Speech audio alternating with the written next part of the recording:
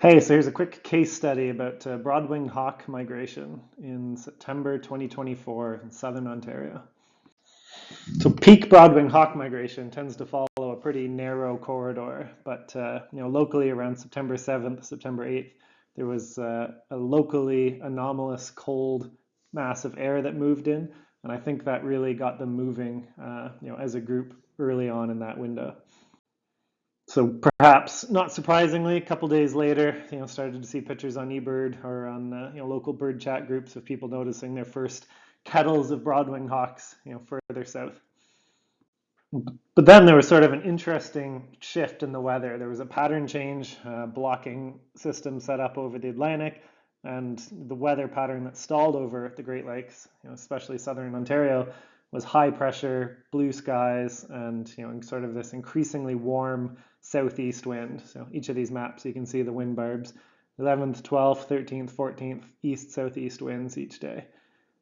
So my sort of theory was these hawks might get pushed up against the Lake Huron shoreline rather than having north winds that pushes them down along Lake Ontario, Lake Erie.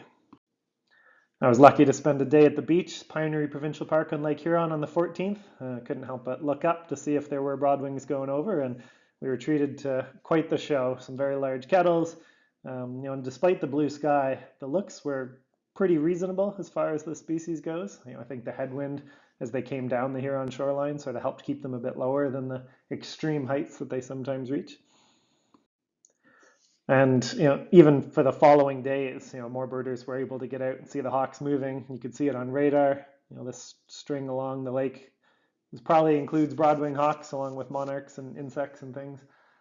There was no significant concentration other than the kickoff being that cold air mass. So there wasn't record high counts at any particular location, but for several days in a row, birders were treated to these large kettles in an area that people might not usually think to look for broadwings in the fall.